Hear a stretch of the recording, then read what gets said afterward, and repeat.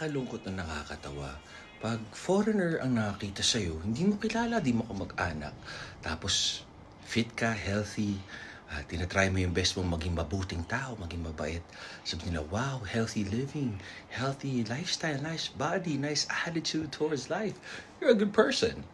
Pag Pilipino yan, nako, ganda nga ng katawan yan, lit naman ang utin yan. Or, ang gwapo nga, pero baog naman. Yung, di ba? Totoo man sinasabi nyo o hindi, talagang bakit gusto nyo manakit ng kapwa? Why do you say hurtful words? Bakit? Tanong lang sa inyo na nagsasabi niyan. Ganun ba kayo nainggit? Hindi nyo ba naisip na pinaghirapan niya? Kung sobrang gwapo siya, hindi mo ba naisip na pinagtutulungan siya, binubuli siya mula kabataan niya hanggang ngayon, ng mga taong tulad mo? Kung nagpaganda siya ng katawan, nag-effort siya. Kung maliit ang utin niya, kawawa naman siya. Maawa ka naman. At least, wala kay utin mo. Di ba, ba't galit na galit ka? Tama kayo, mali ako, not your doctor. Do or she happy, healthy, always pray.